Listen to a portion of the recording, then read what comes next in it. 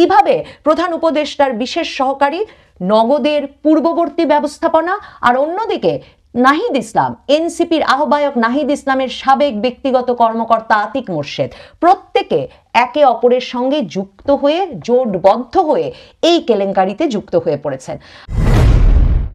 বাংলাদেশে গত কয়েকদিন ধরেই সংবাদ মাধ্যমে মানে মানবজমিন, জনকণ্ঠ সহ বিভিন্ন পত্রিকায় আওয়ামী লীগ আমলে দুর্নীতি, অনিয়মের দায়ে অভিযুক্ত নানা সংবাদপত্রে খবর বেরোনো প্রতিষ্ঠান, মোবাইল ব্যাংকিং সেবা প্রতিষ্ঠান নগদে ডক্টর ইউনূস সরকারের আমলে দুর্নীতিমুক্ত করার নামে, সংস্কার করার নামে কি বিরাট নগদ অর্থের লেনদেন হয়ে যাচ্ছে, নানা পক্ষ হাতিয়ে নিয়ে যাচ্ছে বলে খবর বের হচ্ছে। সে খবর প্রকাশিত হওয়ার পর আসলে নিশ্চিতভাবেই বোঝা যায় কেন ডক্টর ইউনূসের এই সংস্কার প্রক্রিয়া খুব শিগগিরই থামিয়ে দেওয়ার কোনো উপায় নেই এবং এই সংস্কার প্রক্রিয়াকে যে কোনো মূল্যে দীর্ঘায়িত করবার জন্য বিভিন্ন পক্ষ নিশ্চিতভাবেই সক্রিয় থাকবে। এ কারণে এই নগদে কি ঘটছে, বিপুল পরিমাণ মানে শত কোটি টাকা নগদ অর্থ হাতিয়ে নেওয়ার জন্য কোন কোন পক্ষ কাজ করছেন সেই বিষয়টি, সেই খবরটি পড়া খুব গুরুত্বপূর্ণ। প্রথমেই যে অংশটি খবরের জানাতে চাই সেটা হচ্ছে পত্রিকাগুলো অভিযোগ করছে যে ভুয়া বিল ভাউচারে টাকা উত্তোলন, ডাটাবেস থেকে তথ্য মুছে ফেলা, গণছাঁটাই, ইভেন্ট দেখিয়ে বিল তোলা, মেইনটেনেন্স কোম্পানির বকেয়া দেখিয়ে নগদ থেকে নাকি অন্তত 2 মাসে অন্তত 150 কোটি টাকা সরিয়ে ফেলা হয়েছে। এবং এই প্রেক্ষিতেই পত্রিকাগুলো সন্দেহ করছে মোবাইল ব্যাংকিং সেবা প্রতিষ্ঠানটির এখনকার যিনি ডেপুটি সিইও মুইজ নাইম তোকি, তাকে হঠাৎ করে 18 মে রাতে বেইলি রোডের বাসা থেকে আটক করেছিল ঢাকা মহানগর গোয়েন্দা পুলিশ, মানে হচ্ছে ডিবি পুলিশ। এ সময় তার সঙ্গে থাকা electronic device, computer, laptop, mobile phone জব্দ করা হয়। কারণ মনে রাখবেন, অনিয়মের তথ্য মুছে ফেলা হচ্ছে এবং নানা রকম ভুয়া বিল ভাউচারে টাকা উত্তোলন করা হচ্ছে। এই আশঙ্কা, এই শঙ্কা থেকে এই ব্যক্তিকে গ্রেফতার করা হয়েছিল। তো তাকে গ্রেফতার করার পরেই আশ্চর্যজনকভাবে মানে 18 মে গ্রেফতার করা হলো, 19 মে বিকালেই ডিবি পুলিশ তাকে ছেড়ে দিতে বাধ্য হলো। মানে নগদের মতো একটা প্রতিষ্ঠানের আপনি ডেপুটি সিইওকে গ্রেফতারই করবেন কেন? আর গ্রেফতার করার পর কেনই বা পরদিন বিকালেই তাকে বিনা অভিযোগে কারাগারে না পাঠিয়ে ডিবি ছেড়ে দিল? এই প্রশ্নের উত্তর হিসেবে সংবাদপত্রগুলো লিখছে, মানবজমিন লিখছে, একজন বিশেষ সহকারীর তদবিরে, ডক্টর ইউনূসের নিযুক্ত বিশেষ সহকারীর তদবিরে এই ব্যক্তিকে ছেড়ে দেওয়া হয়। কারণ সেই বিশেষ সহকারী নাকি এখন নগদের পুরো সংস্কার কাজটি নিয়ন্ত্রণ করছেন। এই বিশেষ সহকারীর নাম কি সেটা মানবজমিন না লিখলেও সরাসরি লিখেছে জনকণ্ঠ পত্রিকা। জনকণ্ঠ বলছে এই বিশেষ সহকারীর নাম প্রধান উপদেষ্টার তথ্য যোগাযোগ প্রযুক্তি বিষয়ক বিশেষ সহকারী ফায়েজ আহমেদ তৈয়ব। এখন এই ফায়েজ আহমেদ তৈয়বকে আপনাদের মনে পড়ছে তো? এই তো মাত্র সপ্তাহ খানেক আগে যিনি ডক্টর ইউনূস পদত্যাগ করে ফেলবেন এই নাটক যখন ডক্টর ইউনূস করছেন, সে সময় ফেসবুক স্ট্যাটাস দিয়ে বললেন প্রধান উপদেষ্টা পদত্যাগ করবেন না, অধ্যাপক ডক্টর মোহাম্মদ ইউনূসের ক্ষমতার প্রয়োজন নেই, কিন্তু বাংলাদেশের জন্য, বাংলাদেশের শান্তিপূর্ণ ডেমোক্রেটিক ট্রানজিশনের জন্য ডক্টর ইউনূস স্যারের দরকার আছে। বিশ্ব সম্প্রদায়ের কাছে ডক্টর মোহাম্মদ ইউনূসের সম্মান আছে, এটা রক্ষা করা আমাদের দায়িত্ব। এখন পরিষ্কার হয়ে উঠবে আপনাদের কাছে এই নগদে কি ঘটছে সে সংক্রান্ত খবরগুলো পড়লে একদম দিনের আলোর মতো পরিষ্কার হয়ে যাবে কেন ডেমোক্রেটিক ট্রানজিশনের জন্য, কিংবা ওই যে আমাদের ছাত্র নেতারা যেটাকে বলেন সংস্কার কাজের জন্য কেন ডক্টর মোহাম্মদ ইউনূসকে আরো দীর্ঘ সময় ক্ষমতায় থাকতে হবে। কারণ ফায়েজ আহমেদ তৈয়ব এই কাজে একা একা পুরো ব্যাপারটা সামলাচ্ছেন না। তিনি তার সঙ্গে নিয়েছেন নাহিদ ইসলামের, মানে তথ্য উপদেষ্টা ছিলেন, তথ্য উপদেষ্টা থেকে বেরিয়ে মন্ত্রিত্ব ছেড়ে যিনি রাজনৈতিক দল এনসিপির আহ্বায়ক হয়েছেন বলে সকলে অনেকেই তাকে নির্লোভ এবং এক দারুণ রাজনীতিক হিসেবে, নির্লোভ এবং সততার পরাকাষ্ঠায় এক রাজনীতিবিদ হিসেবে অভিহিত করতে চাইছেন, পরিচিত করিয়ে দিতে চাইছেন। সেই নাহিদ ইসলামের যিনি ব্যক্তিগত কর্মকর্তা ছিলেন মন্ত্রী অবস্থায়, সেই পিএস আতিক মোর্শেদকে এখন ব্যক্তিগত কর্মকর্তা হিসেবে তার সঙ্গে কাজ করতে নিয়েছেন ফায়েজ আহমেদ তৈয়ব, মানে প্রধান উপদেষ্টার এই বিশেষ সহকারী।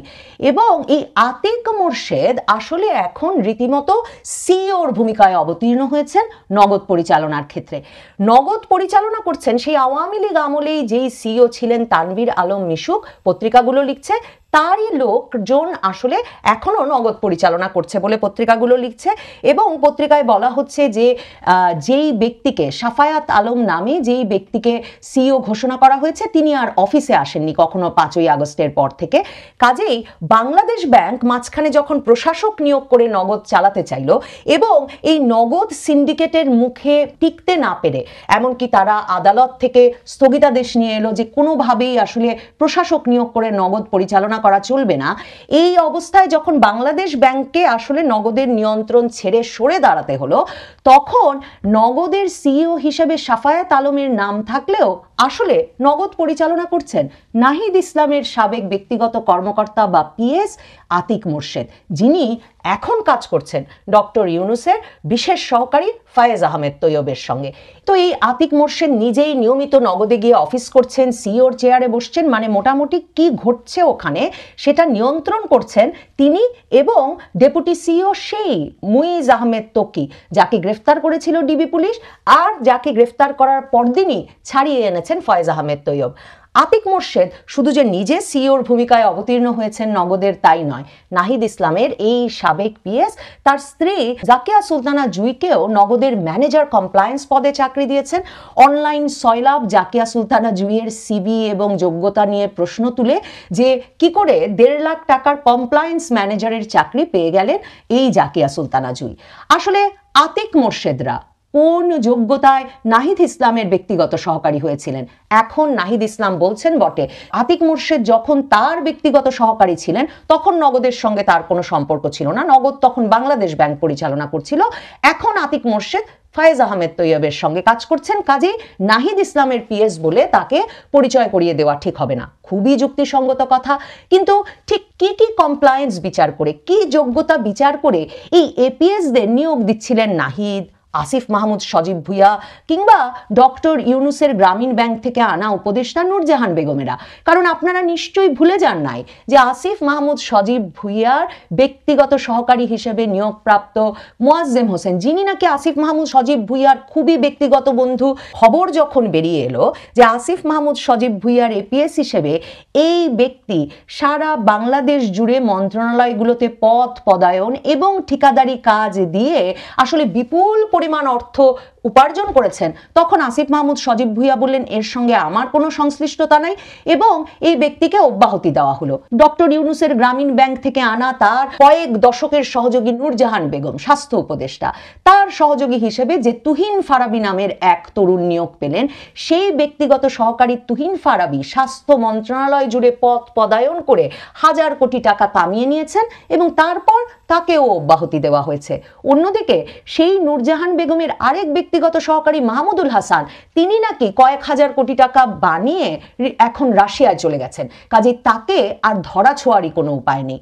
কাজেই এই ব্যক্তিগত সহকারীদেরকে আমাদের এই উপদেষ্টারা কিংবা ছাত্র জনতার এই নেতারা নাহিদ ইসলাম, আসিফ মাহমুদ সজীব ভুইয়ারা কোন যোগ্যতায় নিয়োগ দিয়েছিলেন সে প্রশ্নের উত্তর দেওয়া কি তাদের জন্য জরুরি নয়? ফিরে আসি আতিক মোর্শেদের ঘটনায়। এই আতিক মোর্শেদ এখন মোটামুটিভাবে নগদের সকল কাজ নিয়ন্ত্রণ করছেন এবং সংবাদ মাধ্যমে এই খবর প্রকাশিত হয়ে যাওয়ার পর তিনি বলেছেন তার স্ত্রী অত্যন্ত যোগ্য ব্যক্তি, যদিও কনফ্লিক্ট অফ ইন্টারেস্ট হয়েছে যে তিনিও নগদে কাজ করছেন এবং নগদেই আবার তার স্ত্রীকেও চাকরি দেওয়া হয়েছে, তবে তিনি যেহেতু কোনো ফুল টাইম চাকরি করেন না নগদে এবং তার স্ত্রী যেহেতু যোগ্য, কাজেই এতে তিনি তেমন কোনো অসুবিধা দেখছেন না। দেখুন, এই সব সংস্কার প্রক্রিয়ায় আসলে হয়তো আমরা সাধারণ মানুষেরাই শুধু শুধু নানা অসুবিধা দেখছি। কারণ কি আশ্চর্য, দেখুন, যে সরকার সংস্কার কাজ পরিচালনা করছে, নগদে সরকারের প্রধান উপদেষ্টার বিশেষ সহকারী এই অনিয়মগুলো নিয়ন্ত্রণ করছেন এমন খবর একদিকে বেরিয়ে আসছে, অন্যদিকে বাংলাদেশ ব্যাংকের গভর্নর আহসান এইচ মনসুর জনকণ্ঠকে বলছেন তার আশঙ্কা কোম্পানির নতুন ব্যবস্থাপনায় যারা রয়েছেন তারা আগের অনিয়মের তথ্য মুছে ফেলতে পারেন। আমরা মনে করি বর্তমান ব্যবস্থাপনার হাতে নগদের কার্যক্রম পরিচালনা করা উচিত নয়। কোর্টের একটা সিদ্ধান্ত হয়েছে, মানে বাংলাদেশ ব্যাংকের প্রশাসকের ওপর একটা স্থগিতাদেশ জারি করা হয়েছে নগদের ব্যবস্থাপকদের উদ্যোগে। বাংলাদেশ ব্যাংকের গভর্নর বলছে আমরা সেটার জন্য আপিল করেছি, আমরা শঙ্কিত, কারণ এই সময়টার মধ্যে তারা সিস্টেমের ওপর পুরো নিয়ন্ত্রণ নিয়ে নিয়েছে।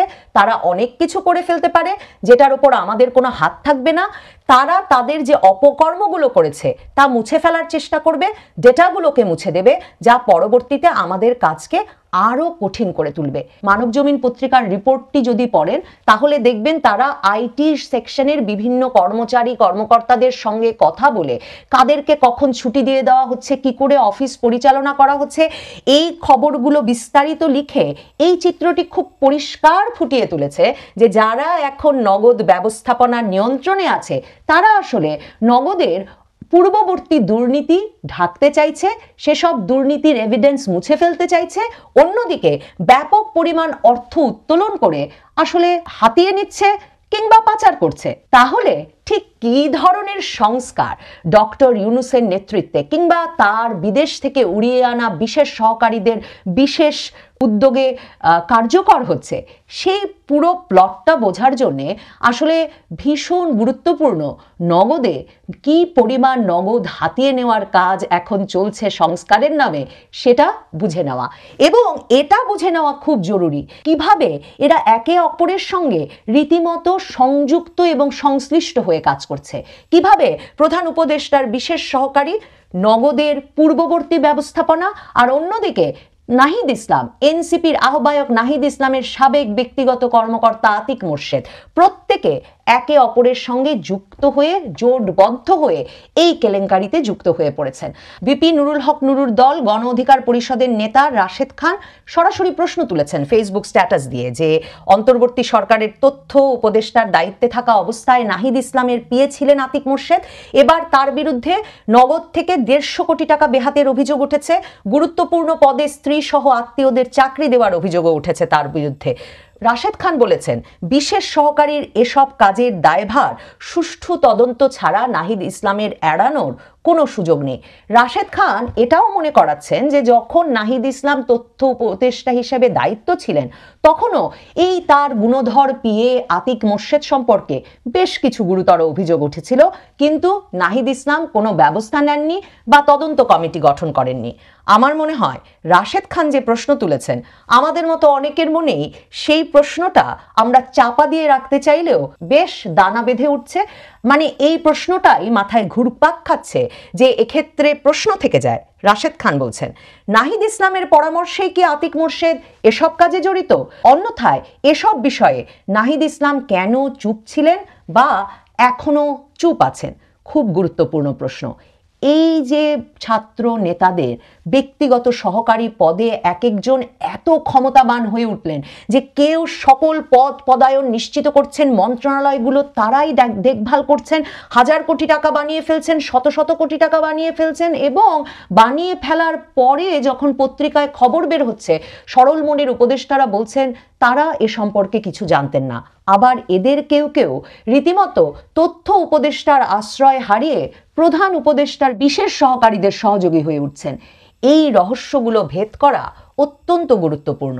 যে দুষ্ট চক্র আসলে গড়ে উঠেছে সংস্কারের নামে, সেই দুষ্ট চক্র বুঝতে বা ভাঙতে আমার মনে হয় এখন এই নগদ কেলেঙ্কারির খবরটি পড়া এবং সেটা বুঝে নেওয়া অত্যন্ত জরুরি।